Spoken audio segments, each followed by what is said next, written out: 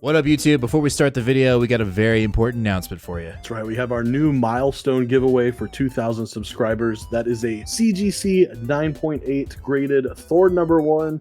This cover is a Nick Klein sketch variant that is also signed by Donny Cates. What? Are you crazy? Yes, we are. When we hit 2,000 subs, we're giving away this bad boy. So make sure to hit that subscribe button, ring that bell, and give us a like. It would be much appreciated because we want to give this away, but we only can do that when we hit 2,000 subs. Let's get to the video. What up, Comic Fam? I'm Jim. I'm Nate. And we are Two Fat Guys Pull List, and we got another fresh new Comic Book Day video for you for the week of December 18th. Almost Christmas. Almost Christmas, and it's a little, I feel like it's a bit of a mixed bag. Like, I think most of it's good. You know, there are some interesting things here. However, there are two books that I'm so fucking excited about that it just elevates the week regardless. All right, well, let's get into it. We're going to start off with our independence with Image. We got The Moon is Following Us, issue number 4 from Daniel Aaron Johnson and Riley Ramos. Yeah, this is one of the first ones. I'm right there with you. This has been a fantastic book. The revelation of this villain who we have on the cover, it would appear to be the disembodied soul or memory of the grandmother of the little girl who's trapped in her dreamscape. That's fucking heavy. I don't know. Like, this book is full of surprises. It's wonderfully creative and original, and I think that's why it's so good. Obviously it's an independent, so like duh, right? But I don't know, it just feels like it's doing a lot of really cool and interesting and original things that a lot of, I would even say some original books aren't really doing right now. Yeah, I would totally agree. And there's this je ne sais quoi that Daniel Aaron Johnson brings to as a writer, right? That is so pervasive still in this book that it's like, to me, it's like, man, he does it again. Like, he's doing it again. And this time I think he has found like the best art partner with Rossimo. Not only because I love Rossimo's style, but I think it lends to the story, and their styles are similar enough, but also unique enough that like the bounce between them two, with Daniel Aaron Johnson doing reality and Rossimo doing the dream world, it's perfection to me. Yeah, I think, again, if there's one writer right now who's really trying to be cognizant of this idea of teaming up with other artists that are in the same, level art-wise, I think it's Daniel Aaron Johnson. I think he's doing it over on Transformers. He's doing it over here. I think the fact that he's even thinking about that, I think really just puts him on another level when it comes to creator-owned comics. So yeah, completely agree. All right, next up we have the Power Fantasy issue number 5 from Karen Gillan.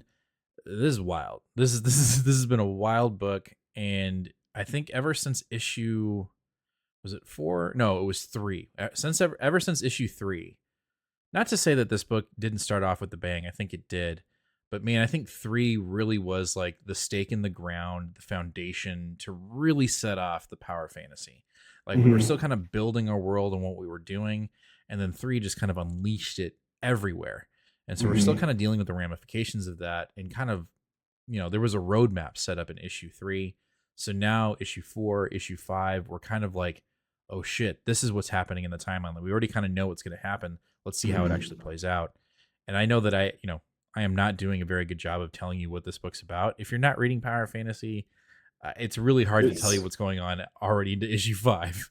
It is difficult. In a nutshell, it's almost like a new spin, a twist, turn it upside down on what it is to mean a superpower. I think this is a lot more realistic, or superhuman, and right.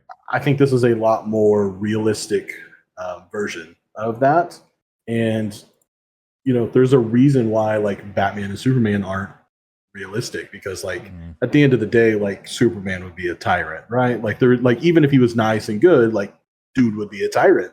And like those are the big things that you struggle with here. But I'm actually looking forward to a little bit of a bounce back for this issue. Last issue was it was very heady and very like thematic.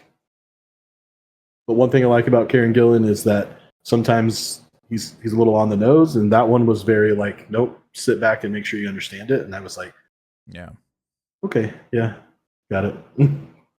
I'm well, it looks like we're doing like some kind of bank heist. We'll see. I don't know. It's going to be crazy. We know it is because we've seen the roadmap that he set in issue 3. So, all right, next up from Image, we have The Sacrificers, issue number 13 from Rick Remender. This book, last issue, I don't think we covered it, so I'm going to go ahead and, when we do this show, I'm going to get both issues. But this kind of dialed it up a lot because we were able to get the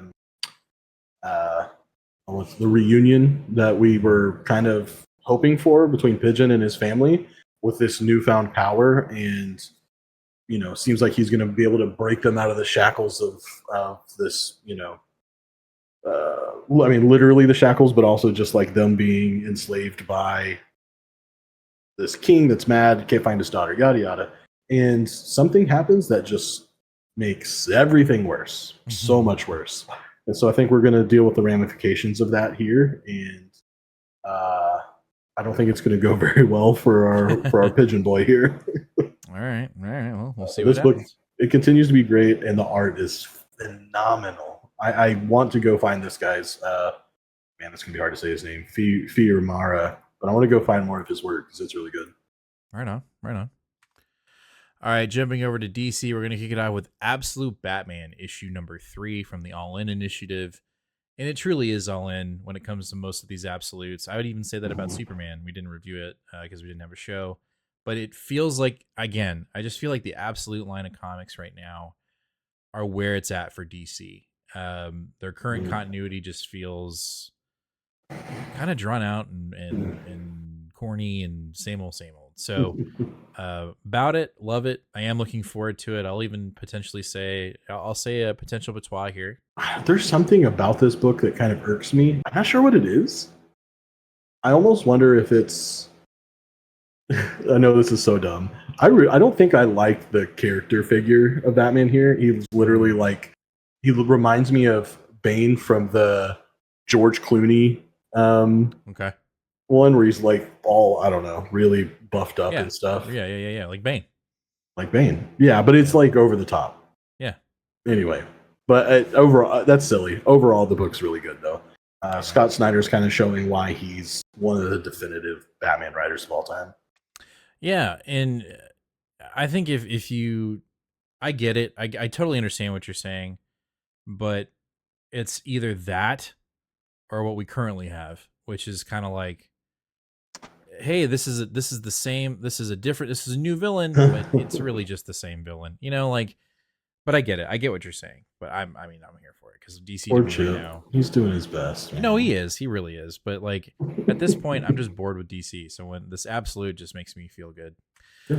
All right. Speaking of new, we have the New Gods issue number 1 from Ram V, and I'm actually looking forward to this book very much because it's Ram V. I haven't had Ram in my pool for a pretty long time, so him being back in the rotation, I think, is something that I'm really looking forward to. And when I saw that he was doing New Gods, I'm like, okay, cool. Like we're doing Jack Kirby level cosmic shit. Yeah.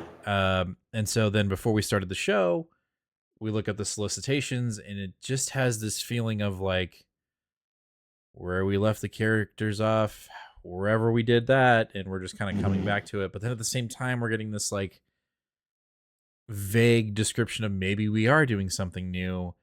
And this just screams to me like, just let Ram do his thing.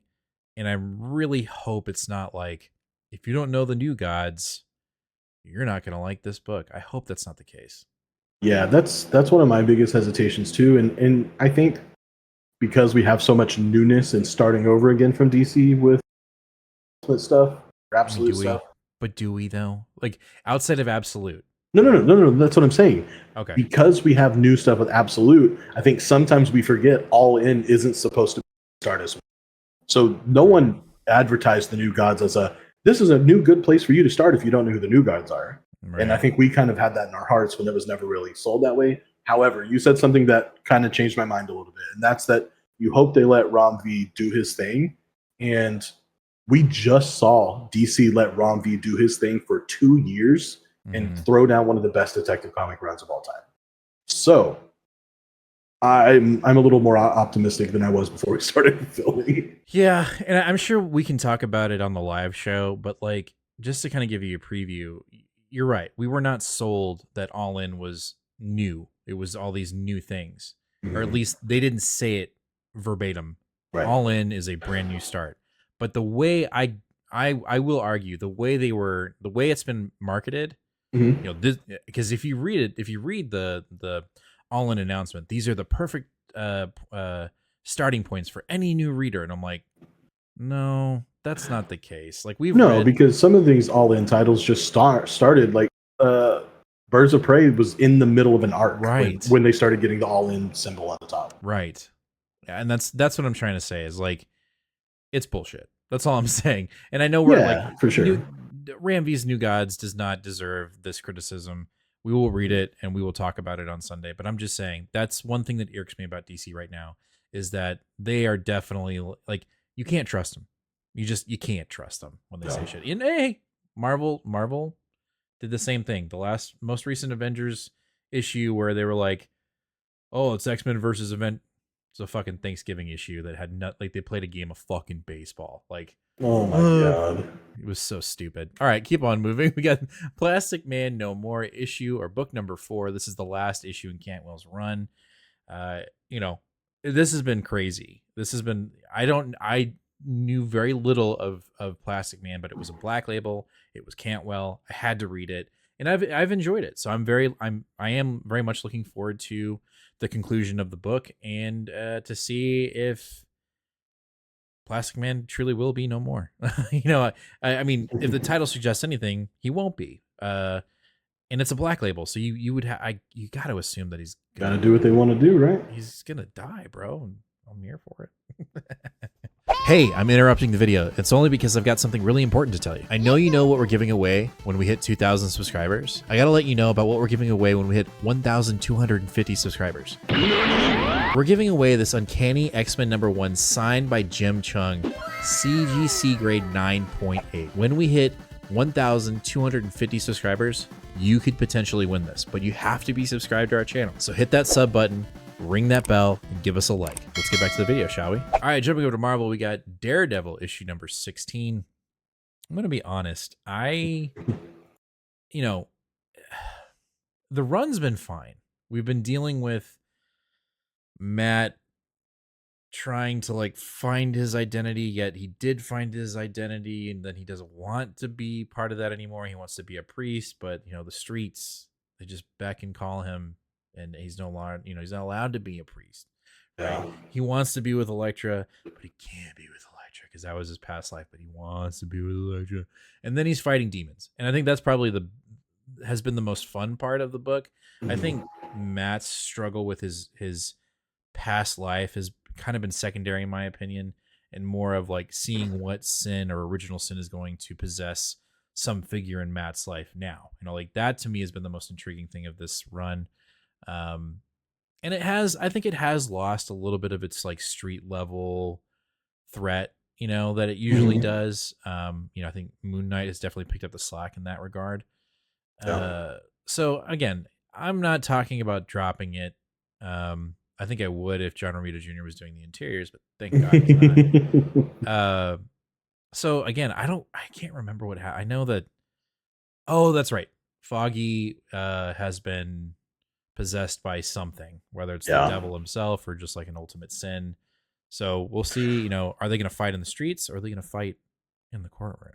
There is one thing about this book that I think kind of contributes to the waning nature of us kind of falling off. And that's that Ahmed has, you know, used a very common writing tactic of withholding something that you know your audience wants. It's especially like you do this in sequels of like novels when you're like, oh, the cliffhanger, and you know the reader wants to know the resolution, but you hold off to keep them engaged. Right. But at a certain point, you have to give your reader what you're withholding, or else they're just going to go, fine, fuck it, never mind. Right. And I'm afraid that we're reaching that point with this book here. So hopefully we get a little something too. I would like some realization from Foggy that Matt's back. I would like, I honestly like some more priest time with Matt. If you know, I liked that aspect, and we really get 3 or 4 issues of that. Yeah. I'm ready for him to be back with Elektra, and we're being withheld from a lot of those things. And after 16 issues, it's time. It's been over a year now. Well, I think I'm almost certain Foggy knows that Matt's back, but they're not on speaking terms. They were. Yes, that's what I meant. I just. Oh, okay. Yeah, I'm ready for the resolution.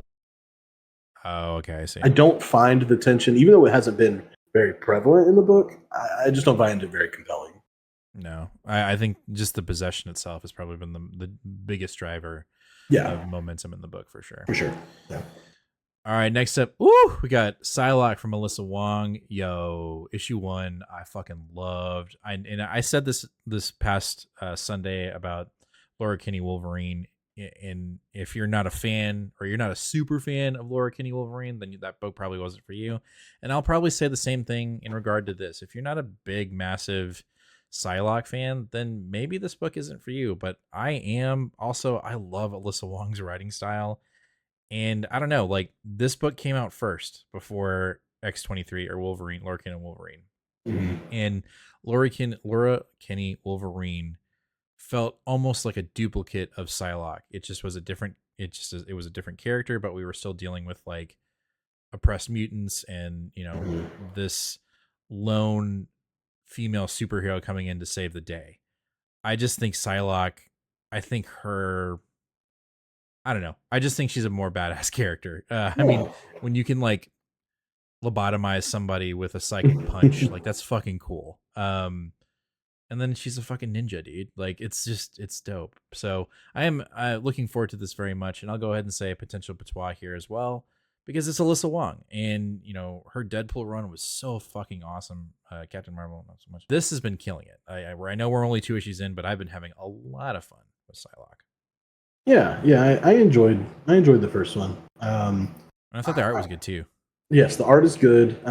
Probably the most compelling part for me that I'm interested in is her relationship with Grey Crow. I like that dynamic there. So yeah. Hopefully we get more of that. And also, I will say, like, I know, like, I feel like she's being completely underutilized on McKay's X-Men book, you know, and if there's, you know, Wolverine doesn't need another solo book. Yeah. Psylocke needs a solo book, and she does. And so, like, I think she should just leave the team and do this.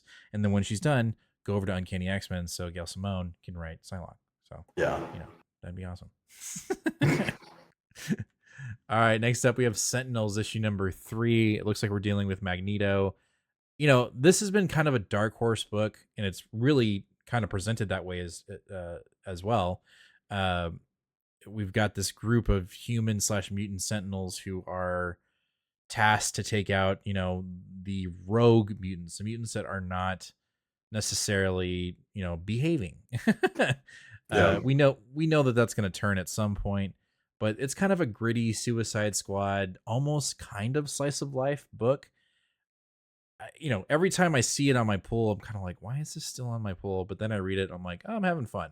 Like, and I'm having fun, a silly goose time. And so that's how I kind of view the book, is just like, we're doing something a little different. There, you know, nobody is really safe in the book. Anybody could die at any moment. And I think that's the intrigue. Yeah, I agree. Every week that I see this book come up, I'm like, I don't know. I'll read it last. Yeah. And then I read it and I'm like, wait, what? No, that was pretty good. That was really good. And I think you nailed it, because it does a lot of things. It does a little slice of life. It does a little Suicide Squad-y thing. The art's good. But the other thing is, it's interesting the way this fits into the overall mutant story that's going on right now. And that we're kind of getting a backdoor glimpse into Gray Malkin and that sort of stuff. Yeah. And I think it's actually pretty important if you are interested in knowing the ins and outs. Yeah. You know, if you're just like a main reader and you're just doing Uncanny, whatever, that's fine. But like, if you like we were with Krakoa, this is a book you need to be reading. Yeah, I would agree with that. So I'm not going to wait till last on this time. I'm going to read it earlier. Yeah, I think, you know, I still feel like the X Office, and I say that very broadly, because I know that there are multiple writers right now who are just fucking killing it on their book. I mean, you got Ayodele doing Storm, which I'm just like absolutely in love with. Yeah. And I'm loving Psylocke, and I'm loving Uncanny X-Men. So like, there are a lot of books that are doing really big things, but the current state of X-Men feels very freeform and amoebic, even though, like you're saying, there are a lot of books that are very interconnected, dealing with the school and all that stuff. I can't remember how to say it, the grade, whatever. So like, there's obviously a common thread going through these books. Mhm. And I'm not saying that I miss the structure of Krakoa. We will never get that. We will never have that again unless I will always miss it. Yeah, unless like for The some first half. weird, yeah, for some weird ass reason, Hickman's like, I'm back, which technically he could, right? He did that. He's doing that with Ultimates right now. So like, who knows? You never say never, right? So Yeah. all that to say, Sentinel's really fun. Indeed. All right, next up, ooh, we got a new number 1. We got TVA, the Time Variance Authority, issue number 1. We've got a PP cover right here, and I'm so excited for it, Pepe Larraz. I think what I'm really excited about this now, if you look at the solicitations, it seems like we're dealing with a lot of spider people within the TVA. That remains to be seen, especially with everybody that's on the cover. But I am very excited for this. I know that a lot of people, you know, we've heard multiple opinions on the idea of Kevin Feige establishing something in the lore of the MCU and then that affecting the comics, or vice versa. And it makes more sense to be the vice versa rather than the MCU affecting. But I think this is the first. I think this will be the very first time that we genuinely get something happening in the MCU, whether it's movie or television, and then it completely crossing over into comics. I think that we're definitely getting that, especially with the characters of the TVA. Yeah. But I have a theory about this book. Now, obviously, I think Gwen will probably be the most central character within the book. It looks like we're getting variants of Miss Minutes about that. One thing, on this cover, we have a Gambit. I believe that this Gambit that we are getting in this book, now I could be totally wrong. I could be completely off. I could be throwing an interception right now. You'll never know. I believe that the Gambit that we're getting in this TVA comic book will be the Gambit from Deadpool Wolverine. Charge the playing cards. Make them go boom. I'm just throwing that out there right now. And if it is, kudos to the Marvel office and everyone that brought that together. I'm excited for the book. I think it's going to be fun. I think it's going to be a silly goose time. And I'm here for it. I love the TVA. I think the TVA is underutilized, and the fact that they're being brought back into the comics, I'm here for it. I'm looking forward to your enthusiastic review. It's like you're like now, Nate, if you don't have anything nice to say, then don't say it at all. No, it's not that I don't have anything nice to say. I'm just saying I struggle to. However, your enthusiasm usually proves correct. So if you read this book and you're like, bro, you need to read this, of course I'm going to read it. I will throw you. It'll probably be the first Marvel book I read, if I'm being absolutely honest. So yeah, we'll see. All right, we're gonna round off the show with Ultimate Spider-Man issue number 12. Obviously Patois. Are we? Is this a red herring cover, or are we actually genuinely getting a Christmas themed issue? I'm gonna guess it's more red herring. Yeah, you're probably right. Which is frustrating, but it's fine. Yeah. Also, great cover. Love me a good Cheeto cover. Love Christmas. But I have been contemplating the Pepe Larraz 1 in 25 for a while. It's not. There's nothing crazy about it. It doesn't blow you away, but it's a father with his daughter, and I want it so bad. That's really good. Yeah, that is really good. Might have to make a call to Ron and be like, hey, hold this. Yeah, that is and then if you get it, then I'm gonna have to go to another store and get it. Well, you'll get to the store before me. Well, but if I know you want it, I'm not gonna take it. No. Whoever gets it first. No. It's okay. It's all right. Maybe I can pick it up for our friends, Mansfield Manga and Comics. There you go. There you go. All right, that's going to do it for this week's New Comic Day video for the week of December 18th. Let us know down in the comments, what are you picking up today? What are you reading first? What's your potential pick of the week? Make sure to hit that subscribe button, ring that bell, and give us a like. It'd be much appreciated as we're on the road to 1,250 subscribers. And we can't do it without your support, so if you're not already subscribed, hit that sub button. Just to give you guys a heads up, if you were here for our last live show, I did a super chat goal where if we hit $5 super chats before the show ended, we would build a model live. Oh. And we did it. We were really? able to raise, we got some super chats in. We got 5 of them in. And so this Friday, I don't know quite what time, probably either 7 or 8, probably 7. I don't know. At some point on Friday evening, we will be building this Evangelion Unit 1 real grade, which is going to take a fucking long time. But we will build it, at least get to the torso. I will say that. But we're also building, Empire. He definitely, or no, he did a super chat, and we will be starting the stream off with a high grade Gundam Sandlock. So, gonna be dope. I don't Keep know your eye these out words, but for it it. sounds awesome. Yeah. I'm gonna be live. I'm gonna set up a camera kind of over so you can see me build. I'll have a face cam set up as well, and we will do a live build this Friday because we hit a super chat goal. It's like a reward. It's like a reward. It's like a reward. Well, if you're still going past like 8:30, I'll jump on while I'm playing some Rivals or something. Hell yeah, for sure. And that's another thing.